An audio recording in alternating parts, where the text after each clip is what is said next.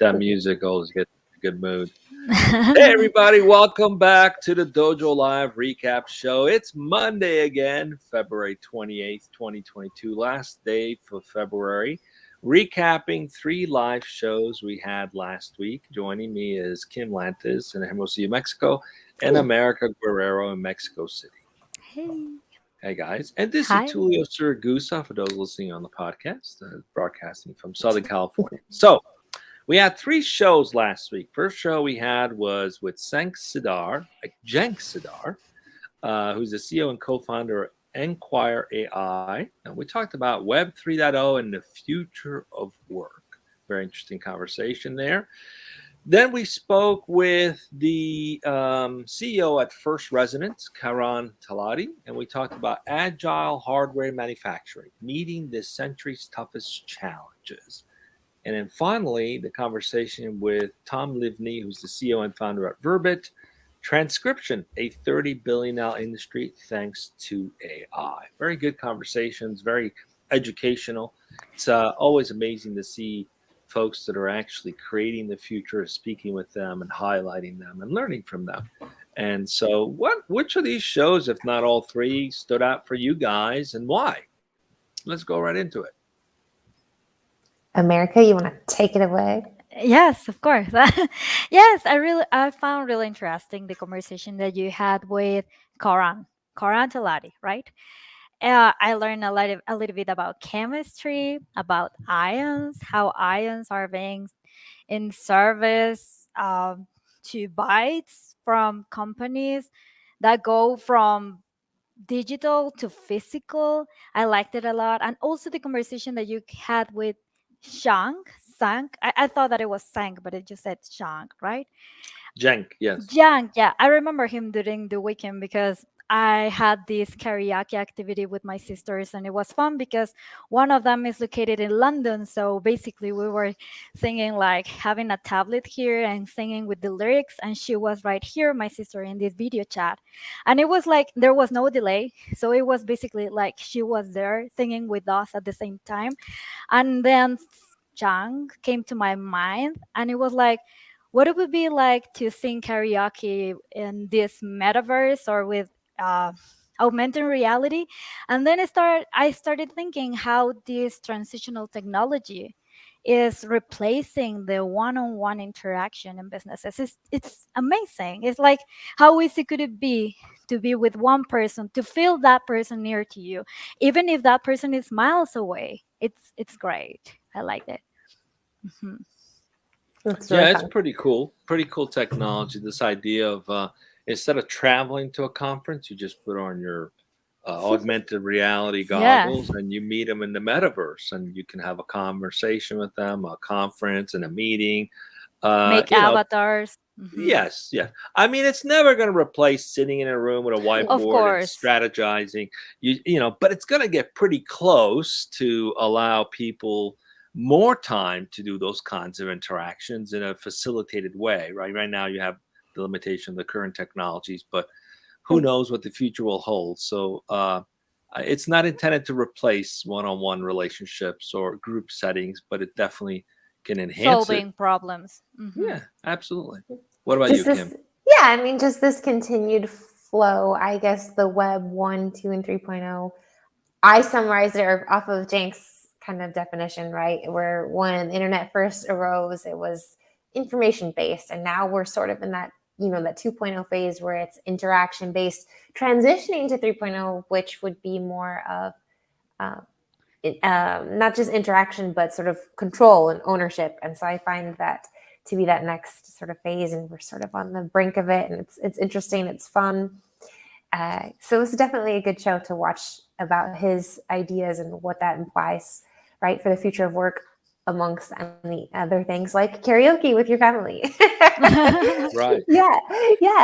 And other shows, I mean, last week they were both, I did not get the chance to actually participate in the live show with Tom Livne of Verbit, but I thought that this was a really interesting mashup of transcription, how they're using their technology, artificial intelligence, to do the heavy lifting when it comes to taking audio to text, right?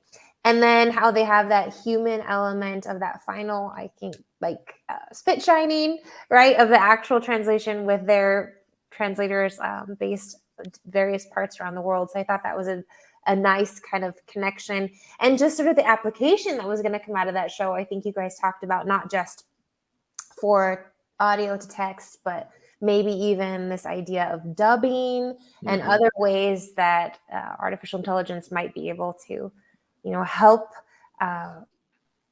make information just more accessible to a variety of people who might be hearing impaired or otherwise. And so I thought that was really interesting as well. And then if we move on to, go ahead. Sorry. I was just going to say, inside of 30 minutes, we double the addressable market opportunity for Verbit by suggesting they put on their roadmap the dubbing capability in multiple languages. So there's the multiple language, that's about a $10 billion business. So altogether, we increased their market, addressable market by $40 billion. You're welcome. I think he already had it in mind. He was no, we're taking credit for something they're already doing. But that is definitely where it's going. That's pretty interesting where it's going. Of course. No, that's great. Yeah, and then I think Karan Talati at First Resonance, extremely well spoken, super smart, and I think he's just sort of taking this next generation of all that he's learned. I think he had his time with SpaceX and different things, and just transitioning that, right, what he's learned with software to hardware, physical manufacturing, and again hitting home the idea that we all just need to be agile, accepting of change. Certainly, and how to adapt to that and move within it and utilize it to our advantage. Certainly easier said than done, particularly for someone with my personality type. Well, I just like the fact on the agile hardware manufacturing, I like the fact that what they're also doing is because you have access to a lot more data and a lot more information, you can also go to the regulatory bodies with that kind of information to speed up the process of making certain assessment of decisions, because that's, you often have some limitation, not just in the technology, but in the regulations that are associated, which was based on technology that's 30, 40 years old, right? Things are moving a lot faster. So I enjoy the fact that there are actually people lobbying to make those changes, say, what, things are moving a lot faster. We have AI, we have the ability to permutate and test different scenarios, thousands of different scenarios simultaneously, which allows you to get to a quicker decision process in manufacturing things that could be mission critical, for example. So providing that kind of insight to the regulatory bodies will change the speed on how these things get done. So it's good to see companies that are not only adapting technology, but are also educating, what needs to happen in terms of those changes. Exactly. It wasn't just the changes that need to be made, but how to make them. Exactly. All right. So we've got a couple of minutes left. What do we got coming up this week? By the way, if you guys missed any of the shows, just go on dojo.live. That's the URL. It's that simple, dojo.live. There are hundreds of shows. You can use the search box. It's got a little magnifying glass. Just click on that. Type in the topic you like, any topic, AI, machine learning, whatever vertical you're interested in. There's going to be a show covering what you're looking for. So dojo.live. What do we got coming up, Kim? Yeah, this week is a full week for our 12 o'clock show. Tomorrow we'll be speaking with Vi. I'm not exactly sure how to pronounce her first name or her last name for that matter. It's Freiberthauser, I think.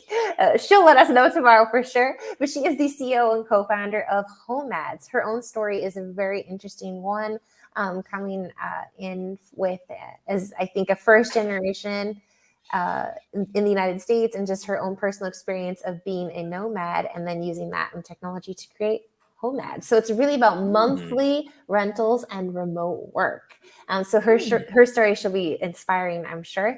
Wednesday, we did get that slot filled. We're going to be speaking with Wes Windler, who is the CEO of Woven, and that is about making the technical interview, right, easier, and a platform to help with that.